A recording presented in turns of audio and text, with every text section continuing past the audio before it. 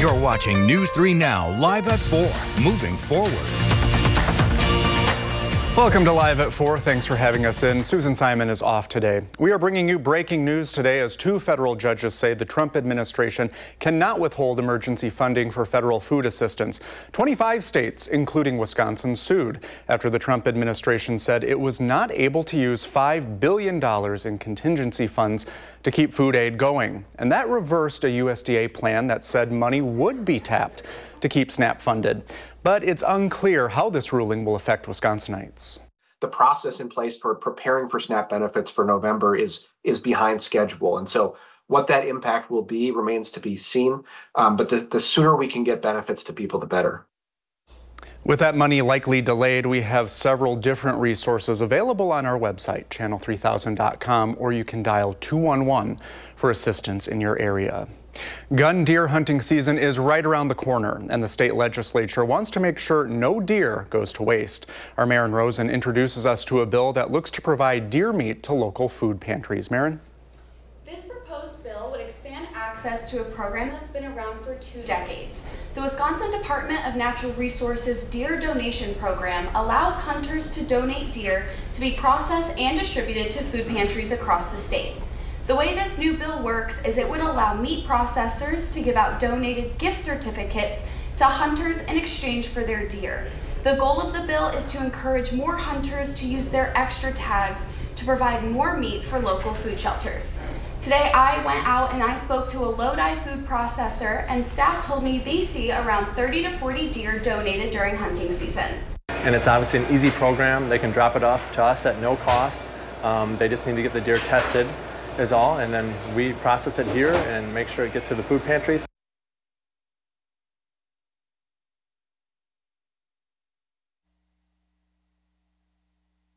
We're having a little technical difficulty. Only deer legally harvested in central and southern farmland zones will be eligible. And tonight at 6, you can see Maren's story. Lodi Sausage Company is telling her how the program helps the community.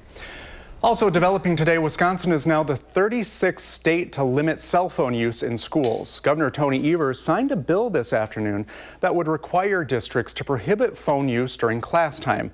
Governor Evers says he is deeply concerned about the impacts of cell phone and social media use on young people.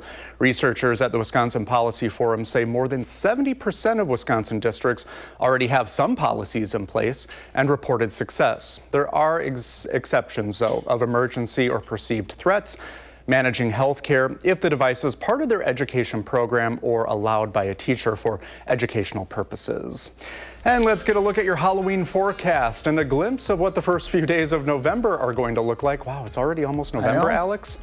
Yes, and we are tracking showers. We've been saying for the past week that we would have a couple showers during the trick-or-treat time, so I'm taking us down to street level to show you where some of those showers are getting some of our local streets here. Here's right along 12151 here, South Midvale Boulevard up towards Nakoma Road. Some raindrops falling as we speak right now. This is one of several showers that are out there across parts of southern Wisconsin. Not everybody's seeing these showers. You go a little bit further to the southwest here in the southern part of Verona here, Wayland Road, Fairview Terrace, right along 151, heading off towards the south and west. A couple of raindrops on the south side of Verona, but the heaviest shower right now that's popped up is about 3 miles south and east of Monticello. So we've got a couple of showers. As I zoom out here, you're going to see, but they're not very widespread. Just a few of them from Madison area south towards Monroe. But we will see more showers develop throughout the evening, and we will see those showers last even into the early parts of Saturday as well. It's part of our spooky forecast here. 50 right now, 47 by 6 p.m., 43 with those few showers dotting the scenes and a few sprinkles, but there'll be a lot of dry time too in your trick-or-treat forecast. And those temperatures right now, very close to 50 across much of southern Wisconsin, but some chillier pockets. 42 right now in Camp Douglas and 48 in Janesville, 50 right now in Platteville. When I come back, we'll use Future Track to show you when those showers will be at their max, meaning when they will be the most widespread and when they're going to end. That's coming up. Thank you, Alex. Madison police say they arrested a 22-year-old man after reports of someone opening vehicle doors and cars with slashed tires near Tenney Park. Officers arrested the man after he broke into a vehicle, drove off, and then abandoned it. Investigators say the knife used to damage the tires was found, and the man is now in the Dane County Jail on charges of damage to property, disorderly conduct, operating a vehicle without consent, and a probation violation. In Monona, 7 teenagers were cited after a theft investigation during high school lunch hours at a Walgreens. Monona police say they conducted a special operation at the Walgreens on Monona Drive to address issues of theft, fighting, and some other disturbances. The high schoolers are believed to attend La Follette High School, and the tickets include 6 for retail theft and 1 for obstructing. In a Facebook post, Monona police say they are open to work with La Follette High School and the Madison Metropolitan School District to address off-campus student behavior. Wisconsin Eye, that's our state's version of C-SPAN, and it's at risk. The TV network provides live, unfiltered access to state hearings, press conferences, and much more. Ellie LaLiberte sat down with the organization's president, and Ellie, it sounds like this issue revolves money. Yeah, that's right, Brady. WISI says it needs $1 million to continue its mission of government transparency over the next year. If it doesn't meet that goal, the organization could be forced to reduce staff, scale back on coverage, and even potentially shut down completely. The organization is a private nonprofit and is critical for resources for journalists like us. WISI allows us to report on what's going on inside the Capitol without even needing to be there by using its streaming services. The president of the organization tells me Wisconsin is one of just a handful of states with a program like this. What would it look like if Wisconsin Eye wasn't at the Capitol? Well, the biggest thing would be transparency goes away because there's truth in what happens gavel to gavel. News reporters rely on Wisconsin Eye to tell the story of what happens in the Capitol. A no-strings-attached dollar-for-dollar match of up to $10 million to build a permanent endowment. The organization has 8 months to raise the matching funds from private charitable donations. And the $1 million is an annual budget that WISI has not increased for 4 years. The link to donate, you can see it on your screen there, wisi.org/donate. And this Sunday morning at 10:30, you can hear how that money could change the future of the network. Ellie, thank you. Well, we are saying goodbye to a great reporter here at Channel 3. Kayla Dembeck has been here with us the past several months as our Badger Beat reporter, and you've covered all sorts of stories about UW-Madison every week. Oh, you're really yes. leaving us? I am. Okay. It's not up to me. It's not up to me, but Yeah. Sadly, my time on the Badger Beat has come to an end. You've done a lot of great stories. So what's one of your favorites or some of your favorites? Oh, wow. Okay, it's hard to pick because I do have so many stories that I absolutely love. I would say I recently did a story about one of the primate labs on the UW-Madison campus that was really interesting. So it was kind of investigative, which is different from the stories that I normally do. And then I also got to do a story where I got to get a sneak peek at one of the new bars opening on campus. So that was fun to see as well. We're playing some of your highlights right there on the screen. Again, great work. Behind the scenes, were there any special moments that you'd like to share with us that, I don't know, really captured your eye or your heart? Yes. I remember so vividly the first time that I got an email from somebody thanking me for covering an event and telling me how much it meant to them. That's just, I mean, that's why I do it. That's why I have so much joy in this field. So the first time, you know, somebody went out of their way to let me know they appreciate what I'm doing, like that really stuck with me. And every time since, when somebody's been like, I really appreciate that you're looking into this, that you're covering this, it's just, it always makes my day. It really means a lot. Okay, so big question, what is next for you? Oh boy. Oh boy. A year and a half of school. I still have, I'm only a junior, so I still have my spring semester and my next year, but I have absolutely fallen in love with this field. So there is definitely more reporting for me in the future. You will do very well, and thank you very much for sharing your expertise and talents with us. We hope to see you again. Oh, thank you. All right. Well, next on Live at 4, it's Halloween, and do you want to do this with me? It's Friday! Josh is in the 608 with everything you need to know about trick-or-treating and other Halloween events in our area tonight and this weekend. After that, Alex gives us the first warned forecast. Some snow and rain mixes are possible. He'll show you where. Then a family has grown closer than ever after cancer tried to tear them apart. We'll have this heartwarming story after the break.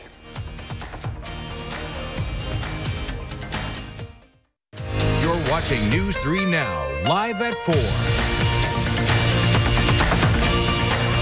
It's Friday, of course, October 31st, which means we're celebrating Halloween in the 608. Josh Spreiter is here with 3 things to do tonight. Happy Halloween. It is Jellyfish Josh coming to you in the 608 today. And if you're still looking for ideas to do tonight, I have a few for you today in the 608. Let the harvest begin.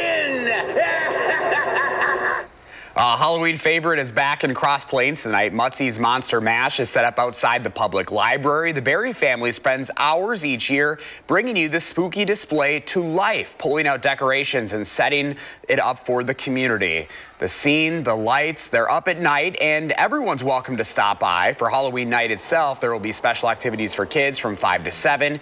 Donations are being accepted through the Cross Plains Lions Club. Beer Rock is also getting into the Halloween spirit once again. This year they're paying tribute to the Golden Girls. For one night only, the North Side Bar transforms into the Rusty Anchor from the 80s sitcom. From 2 to midnight, you can expect themed decor, food, drinks, and costume staff. It is Beer Rock's 8th year dressing up. Finally, the Yahara Park Halloween Parade is back in Madison tonight. Families are asked to meet at the playground at 4:45 with a group photo planned for 5 o'clock. From there, the parade heads down Riverside, then over and up Rutledge to Walton, and afterward, it is a free trick-or-treat for all. Costumes are encouraged, of course, and all are welcome. For more happenings this weekend in the 608, just go to channel3000.com. Happy Halloween in the 608. I'm Jellyfish Josh, News 3 Now. Fishing for compliments, that one. Thanks, Josh. Alex, you know what I love about that costume? What? It's creative, but also that umbrella, it is functional. It is absolutely functional. That is so profound, Brady. And leave it to you to come up with those profound things like you always do. You try. I try. Well, I'm going to try here to do the weather. Radar 3000, we got a shower. Speaking of festivities going on right now, where are these showers? John Nolan Drive over towards the Coliseum at the intersection here of 151 and the Beltline, the south side of the Beltline. We got that single shower going on right now. There are more showers across parts of southern Wisconsin. They're starting to build here. The town of Albany here just to the north, shower near Suburban Drive, and right along the County Road E going towards the north, we have one shower. Zooming on out, notice that the showers are few and far between, so we don't have widespread shower activity across southern Wisconsin. Just a couple places where there are just a couple raindrops, and that's the main message that I want to convey tonight with Future Track, is that there will be showers, but there will be plenty of dry time. As we go fast forward into the later evening hours, just a couple of little dots of green, so few and far between showers. Take note too, there's a little bit of purple every now and then that pops up. We could have a wet snowflake or two. We are not expecting any significant snow or accumulation. Maybe a heavier area of showers over far southeast Wisconsin later Saturday morning, and then everything should end by the time we get to late Saturday afternoon, going on into the evening hours, leading us to another day of the weekend, of course, here, and that'd be Sunday, where we have more rain chances coming in on Sunday night. A little bit later in the newscast, I'll track those showers with you to let you know how widespread will those showers be. And here's an important reason why. We are closing the gap here. We have the yellow across much of southern Wisconsin. That's abnormally dry conditions. This just in Mineral Point, over towards Darlington, over towards Monroe. Moderate to severe drought conditions have developed, and the weather pattern, unfortunately, is not going to favor a wetter period that we desperately need at this point in time. In fact, we're going to be warmer than normal. The chance of that is almost off the charts for a good part of the country. And we're going to have a high pressure system dominating the scene. And what weather systems do with high pressure systems like this, they ride up and over the high pressure dome, and that is not going to favor rain for the Midwest, including the Madison area. In fact, staying dry for the vast majority of our 10-day forecast. Don't forget, we got to turn back the clock an hour Saturday night going into Sunday. We have that Packers game. You might be wondering what's going on in Lambeau Field. It will be just about the same.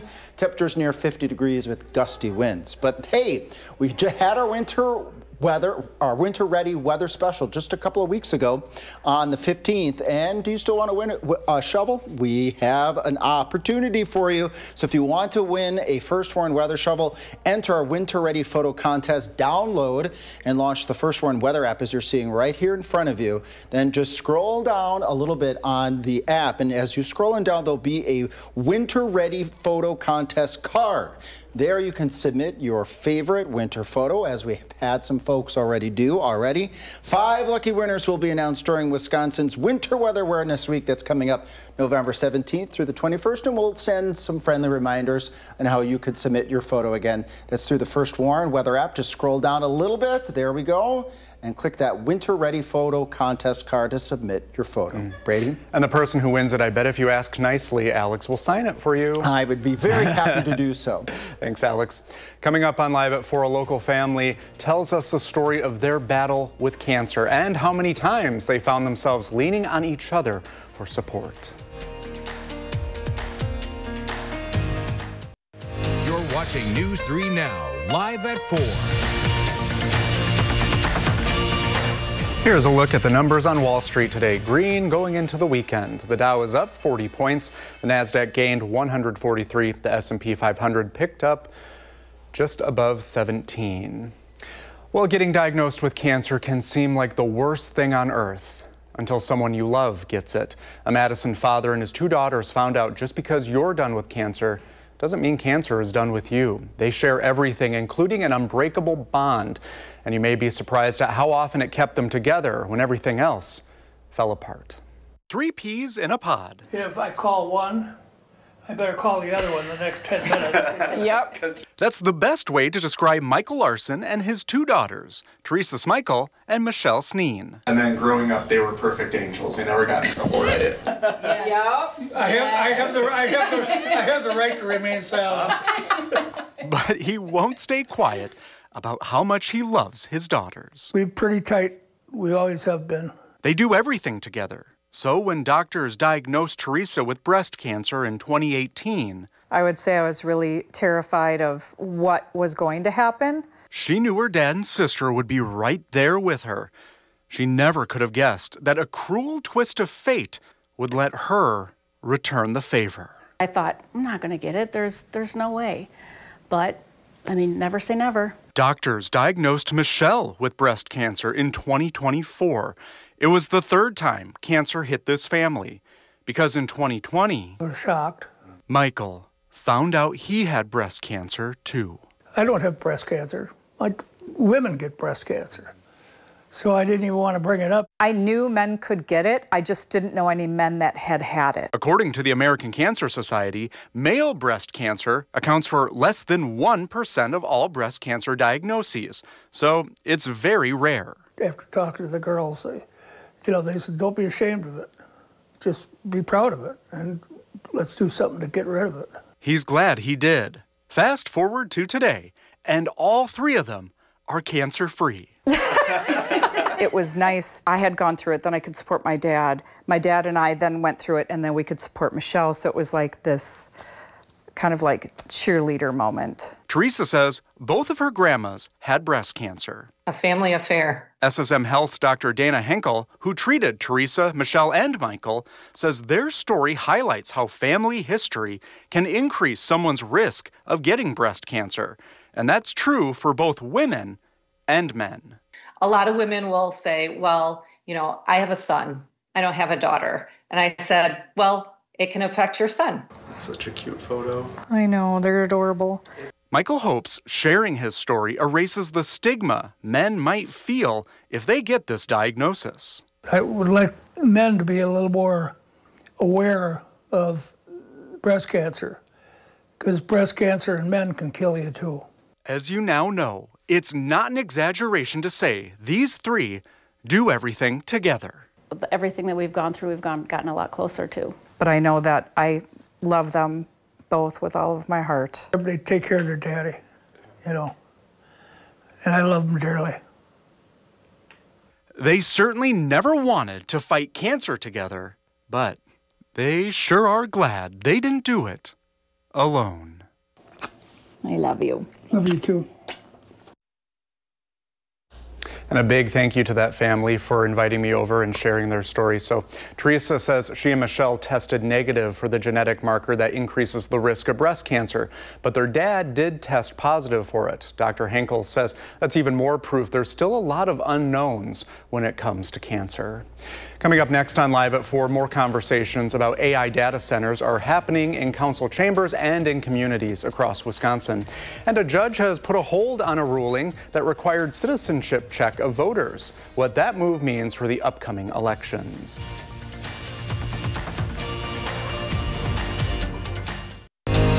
You're watching News 3 Now, live at 4, moving forward.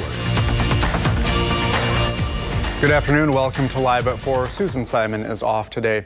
We're following developing news today as 2 federal judges say the Trump administration cannot withhold emergency funding for federal food assistance.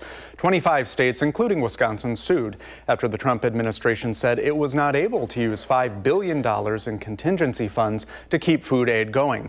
That reversed a USDA plan that said money would be tapped to keep SNAP funded. But it's unclear how this ruling will affect Wisconsinites. Help is available. Just dial 211 for information on food assistance in Wisconsin. Let's take a look outside. We have a tale of 2 seasons out there. We have some fall on the left and last gasp of summer on the right, so there's something for everyone. And our weather words today are a few spooky showers. It is Halloween after all. Chief Meteorologist Alex Harrington is here with what to expect for trick-or-treating weather. And we're coordinated here with our ties. I've got my orange tie and my black glasses, and you've got your orange tie but no glasses, which is fine too. What was that? I can go find some glasses. Well, I've got plenty over at my desk. Everybody knows that.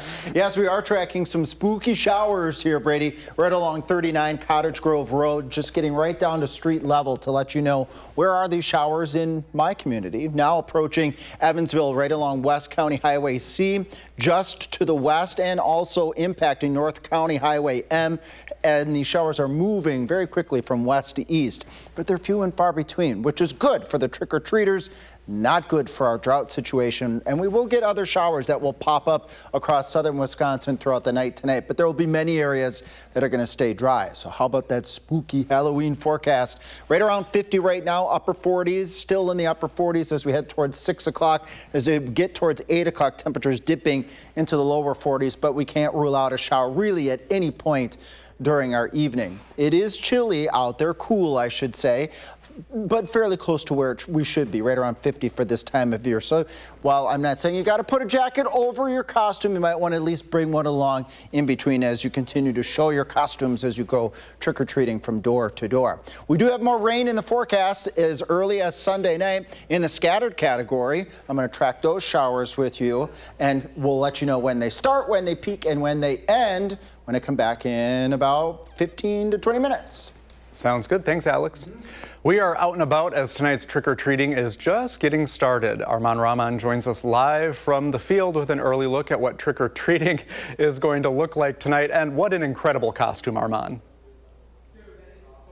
Hey guys, yeah, we're here right now in the neighborhood of Willie Street. You know what? No trick-or-treaters out just yet, so I thought maybe I'd bring the Halloween spirit out here with my Halloween vest. It's a fun Friday here in the Madison area, and Madison does not have trick-or-treating hours, so they do recommend that families come out around 4 to about 8 o'clock. So we're not going to do this house just yet because it's a little bit too scary for me. That's what I like to do when I was a kid. I used to work my courage up to get to the really scary houses. So come on along with me, let's trick or treat. As Alex may have been saying, we were feeling a little bit of those raindrops out here. None of the really scary S word yet, snow. So we'll keep you posted if we do get any flurries. So yeah, let's go see what this house has to offer. Some nice jack-o'-lanterns here.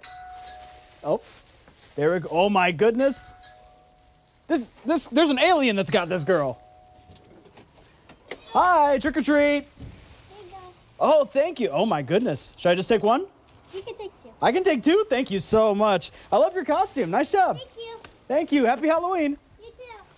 Very good. So we're going to be out here all evening on this Halloween here, bringing you the most up-to-date trick-or-treating news. So be sure to keep following us on News 3 Now at 5 and 6 o'clock. For now, reporting live on the east side of Madison, I'm Arman Rahman, News 3 Now.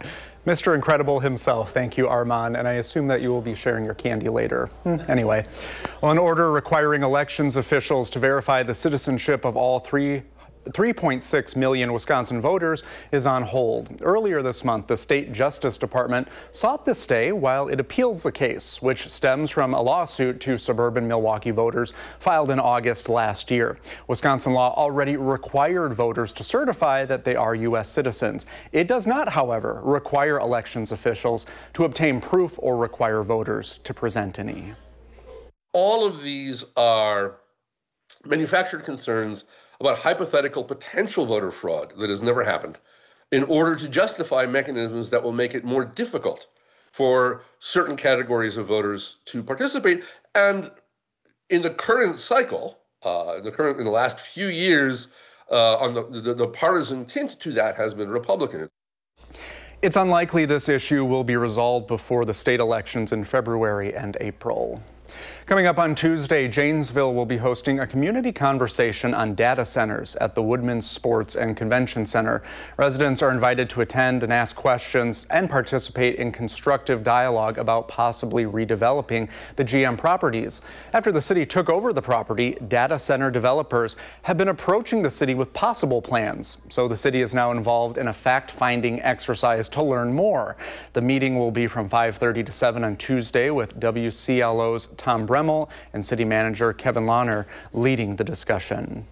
Next on Live at 4, it's Halloween, which of course means pumpkins, candy, and those Halloween movies. Will Loper shows us what's streaming this weekend. Horror movies, romantic comedies, and thrillers are all on tap. And a lot of people are going to be out trick-or-treating tonight. We do have some showers on the radar. Alex breaks down where you can find those. And in the spirit of Halloween, everyone in the house is getting dressed up. Even those dogs. We'll show you who won a Wisconsin dog costume contest after the break.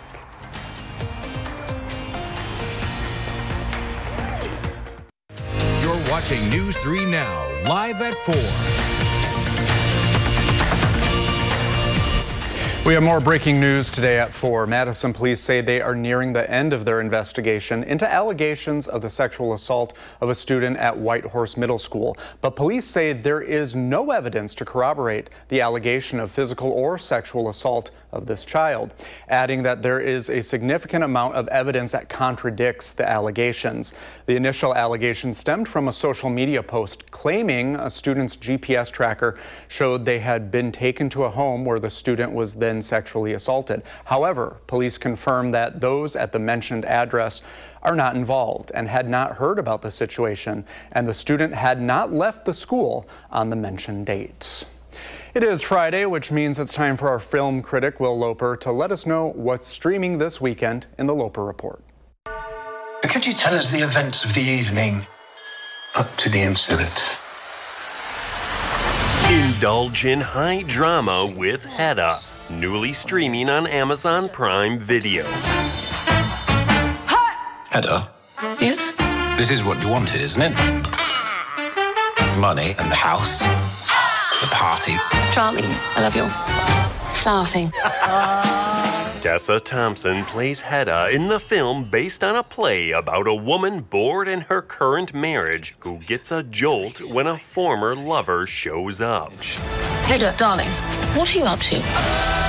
You'll see. You're not leaving, are you? Best to resist temptation. Oh, come on, Eileen. You're stronger than that. Macau. Gambling capital of the universe. Here, card games can change your life in an instant.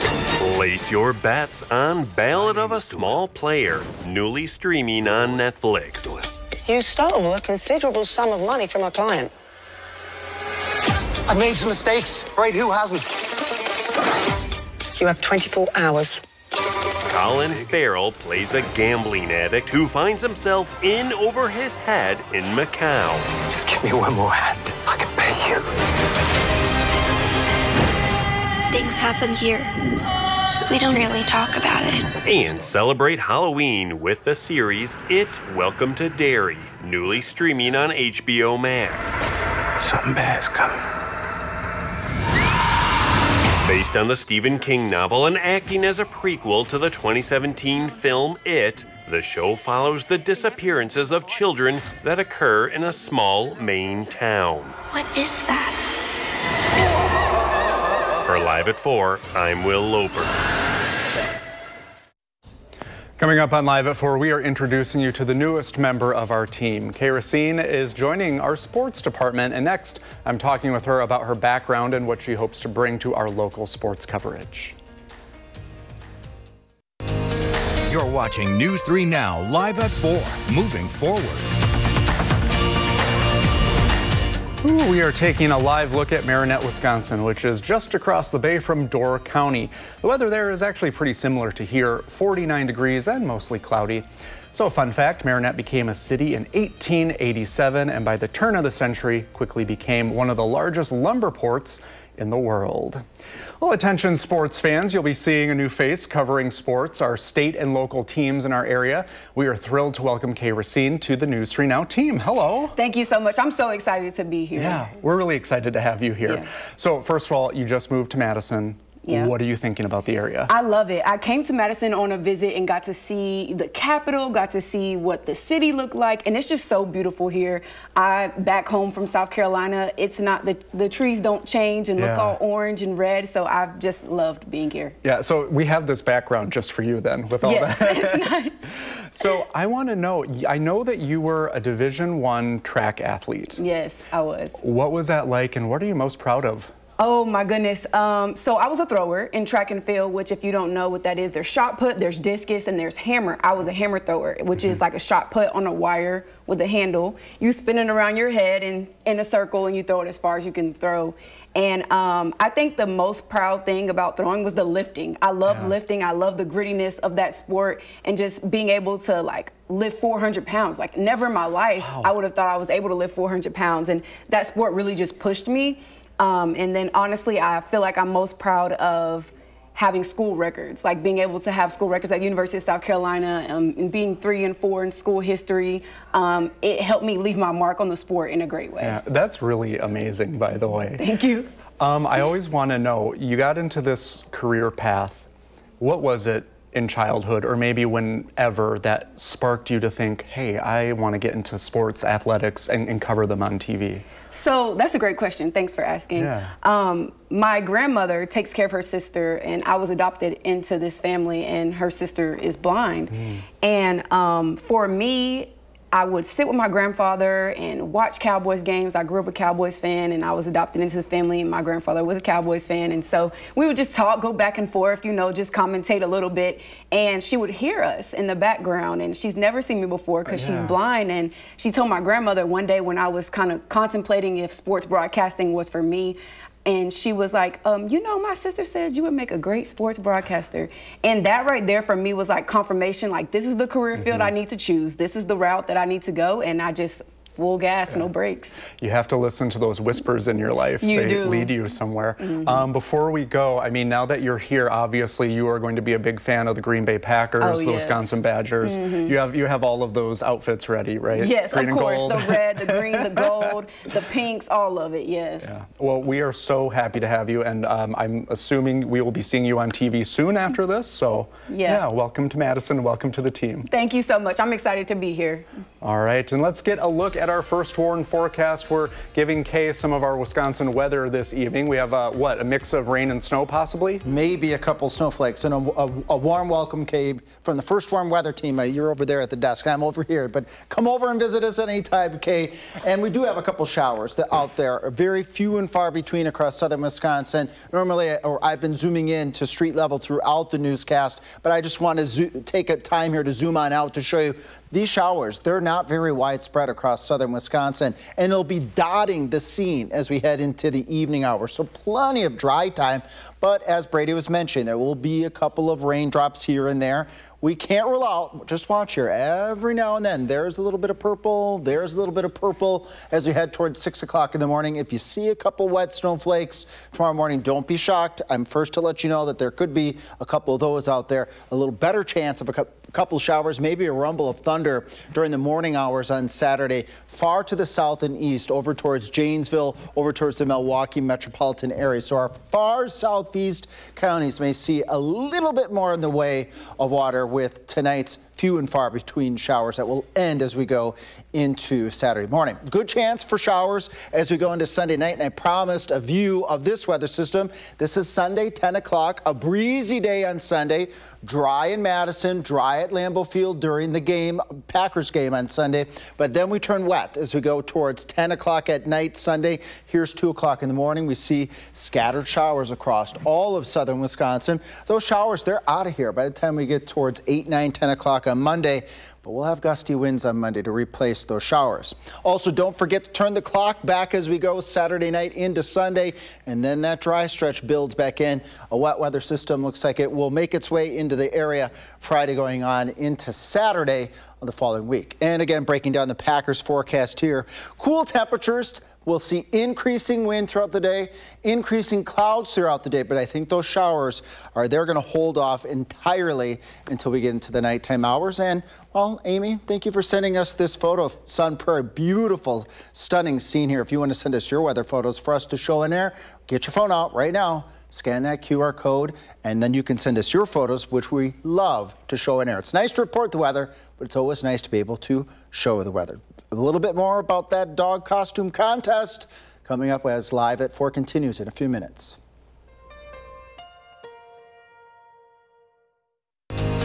You're watching News 3 Now, live at 4, moving forward. Well, Alex, if you don't have your dog Loki's costume set for the weekend, there are some ideas. I know of some dogs that might inspire you just a little bit, so here they are.